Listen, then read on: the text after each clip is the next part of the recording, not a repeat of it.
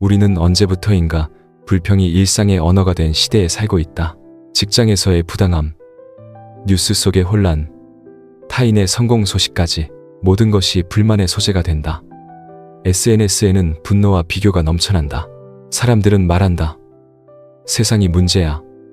하지만 세상은 언제나 이랬다. 변하지 않은 건 세상이 아니라 우리가 세상을 바라보는 방식이다. 심리학자들은 말한다. 인간의 뇌는 반복된 부정적 생각에 중독된다고. 그것은 생존을 위한 본능의 잔재다. 그러나 이제는 위협이 아니라 자기 파괴로 작용한다. 불평은 문제를 해결하지 않는다. 그저 문제의 회로를 강화할 뿐이다. 뇌는 나는 피해자다라는 생각을 진실로 착각하고 그 인식 속에서 현실은 점점 좁아진다. 하지만 철학은 오래전부터 다른 길을 가르쳐왔다. 스피노자는 감정에 휘둘리지 않고 이해하려는 순간 자유가 시작된다고 했다. 현실을 바꾸는 첫걸음은 세상을 고치려는 욕망이 아니라 있는 그대로 받아들이는 용기다. 그것은 패배가 아니라 성찰의 시작이다. 이 수용의 태도는 오늘날에도 유효하다. 도시의 회의실에서 수많은 사람들은 결과와 숫자에 매달린다. 기대에 미치지 못하면 불평이 나온다. 상사가 문제야. 환경이 나빠서 그래. 그러나 진실은 단순하다. 세상은 공정하지 않다. 그것을 받아들이는 순간 인간은 에너지를 되찾는다. 현실을 인정할 때 비로소 방향이 보이기 때문이다. 철학자 알베르 카미는 말했다. 삶의 부조리를 받아들일 때 우리는 자유를 얻는다. 그 말은 냉소가 아니다. 오히려 가장 따뜻한 깨달음이다. 수용은 체념이 아니라 현실 위에 다시 서는 행위다. 불평은 세상을 탓하지만 수용은 나를 단단하게 만든다. 어느 사회학자는 현대인을 이렇게 정의했다. 끊임없이 연결되어 있지만 내면은 단절된 존재. 우리는 정보 속에 살지만 진실을 보지 못한다. 불평은 이 단절의 증상이다. 하지만 받아들임은 다시 관계를 회복시키는 달이다. 그 순간 인간은 비로소 자신과 세상을 함께 이해하기 시작한다. 철학은 늘 같은 이야기를 반복해왔다. 자연의 법칙을 거스를 수 없듯 인간의 운명 또한 완벽할 수 없다. 그 사실을 인정하는 것은 냉정한 것이 아니라 지혜로운 일이다. 불평이 세상을 탓한다면 수용은 세상과 화해한다. 그 화해의 순간 인간은 더 이상 세상을 바꾸려 하지 않는다. 그저 자신이 세상의 일부임을 이해한다. 현대 사회의 문제는 고통이 아니라 과잉의식된 불만이다. 모두가 자신의 불행을 해석하려 한다. 하지만 진짜 성숙은 해석이 아니라 관찰이다. 불평은 감정의 폭발이고 수용은 의식의 정화다. 하루 중 단 5분이라도 우리는 세상을 멈추고 바라봐야 한다. 그 5분이 쌓여 인생의 균형을 만든다. 그것이 뇌과학이 말하는 회복의 회로이자 철학이 말하는 지혜의 시작이다. 수용은 기술이 아니다. 그것은 존재의 자세다. 불평 대신 받아들일 때 우리는 세상을 통제하는 대신 세상과 함께 살아가는 법을 배운다. 결국 현실을 받아들이는 자는 패배자가 아니라 자유인이다. 그는 세상을 바꾸려 애쓰기보다 자신을 단련해 세상 속에서 흔들리지 않는다. 그가 걸어가는 길은 고요하지만 결코 비어있지 않다. 그 안에는 통찰과 평화, 그리고 살아있음의 온기가 있다. 현대의 인간은 어느새 비교의 회로 속에서 산다. 출근길 지하철 안 모두가 휴대폰 화면을 내려다본다. 다른 사람의 여행 사진, 성공 소식, 누군가의 일상. 그 속에서 우리는 무의식적으로 자신을 평가한다. 나는 왜 저렇게 살지 못할까? 이 단순한 생각 하나가 불평의 씨앗이 된다. 철학자 쇼펜하우어는 말했다. 인간은 자신의 행복보다 남의 행복을 더 의식하는 존재다. 이 말은 SNS 시대에 더 날카롭게 다가온다. 행복은 비교되는 순간 의미를 잃는다. 그러나 대부분의 사람은 그 함정에서 벗어나지 못한다. 불평은 비교의 부산물이고 비교는 결국 자기 부정으로 귀결된다. 이때 필요한 것은 멈춤이다. 한 걸음 뒤로 물러나 자신을 바라보는 연습. 그 짧은 순간 인간은 깨닫는다. 불평이 현실을 바꾸지 않듯 비교도 나를 성장시키지 못한다는 것을. 진짜 성장은 타인보다 어제의 나를 바라보는 데서 시작된다. 직장에서도 마찬가지다. 성과를 내지 못한 날이면 사람들은 환경을 탓한다. 상사가 무능하다. 운이 나빴다. 하지만 묵묵히 일하는 사람은 안다. 불평은 위안을 주지만 결과를 주지 않는다. 불평하는 동안 뇌는 나는 피해자다라는 착각에 빠지고 그 틀 안에서 능동성을 잃는다. 결국 세상은 변하지 않고 오직 자신만이 달아간다. 불평의 습관은 개인의 문제를 넘어 사회의 공기처럼 번진다.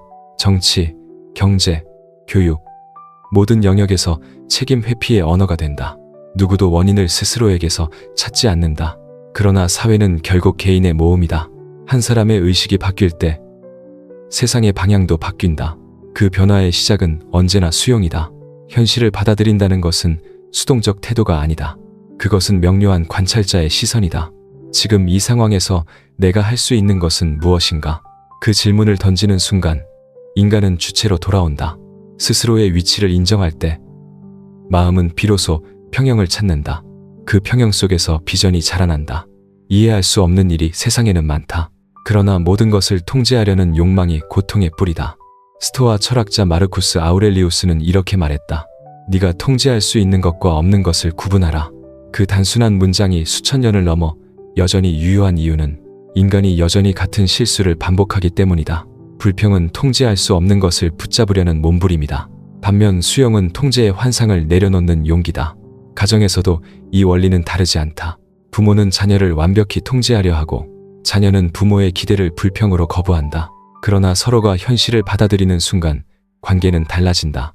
그 아이는 나와 다른 세계를 살고 있다. 부모도 완벽한 존재가 아니었다. 이 단순한 인정이 관계를 치유한다.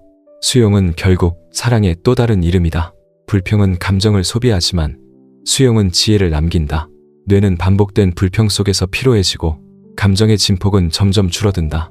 그러나 받아들임의 순간 뇌는 안정 회로를 다시 세운다. 이것이 과학이 증명한 평화의 조건이다. 하지만 철학은 말한다. 그 평화는 노력으로 얻어지는 것이 아니라 내려놓음으로 찾아온다. 오늘도 도시는 소음을 내뿜고 사람들은 서두른다. 불평할 이유는 언제나 많다. 그러나 그 속에서도 잠시 멈춰 자신에게 물을 수 있다면 지금 이 순간 나는 살아있음 그 자체로 충분한가? 그 질문에 예라고 대답할 수 있는 사람, 그가 바로 현실을 받아들인 인간이다. 그의 하루는 고요하지만 결코 비어있지 않다. 그 안에는 이해, 용서, 그리고 묵직한 평화가 깃들어 있다. 우리는 얼마나 자주 불평하며 하루를 시작할까? 왜 일이 이렇게 힘들까? 왜 사람들은 나를 이해하지 못할까? 왜 세상은 내 뜻대로 되지 않을까? 나를 캐. 왜 세상은 내 뜻대로 되지 않을까? 이런 질문은 어쩌면 너무나 인간적이다.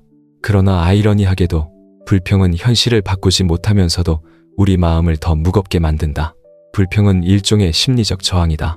뇌는 불쾌한 상황을 마주하면 통제권을 되찾으려는 본능적인 반응으로 불만을 만들어낸다. 그러나 그 순간 우리는 외부가 아닌 내부에 갇히게 된다. 왜 나에게 이런 일이 일어났을까? 라는 생각은 곧 나는 피해자다라는 인식을 낳는다. 결국 세상은 달라지지 않는데 오직 나만 피로해진다. 이것이 불평의 역설이다. 현실을 거부할수록 우리는 그 현실에 더 깊이 묶인다. 받아들이는 것이 체념처럼 보이지만 실은 그 반대다.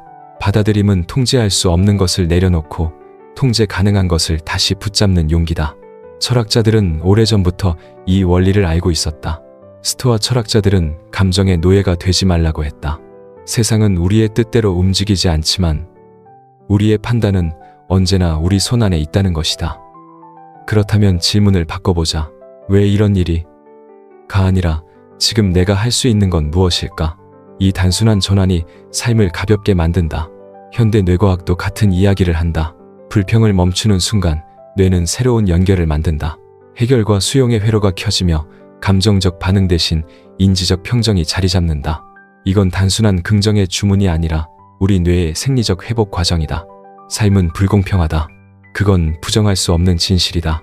하지만 그 불공평함을 부정한다고 해서 더 나은 내일이 오는 건 아니다. 오히려 현실을 인정할 때 우리는 자유로워진다.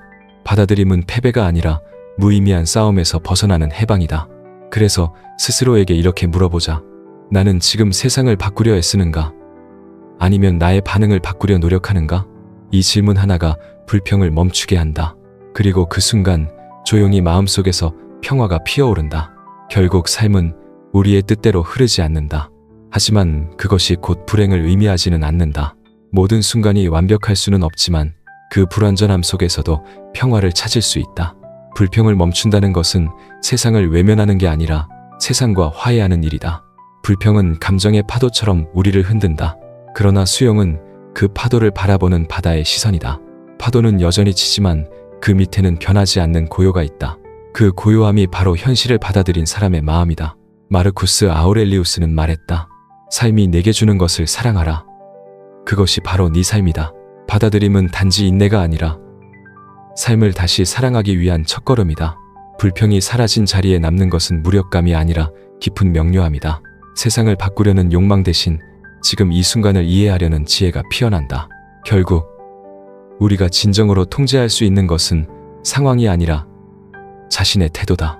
오늘 하루 불평 대신 한숨을 잠시 멈추고 이렇게 말해보자. 괜찮아. 이 또한 나의 삶이야. 그 한마디가 마음의 회로를 바꾸고 세상을 조금 더 따뜻하게 보게 만든다. 그리고 그때 비로소 우리는 알게 된다. 현실을 받아들이는 일은 포기가 아니라 삶을 다시 시작하는 가장 용기 있는 선택이라는 것을.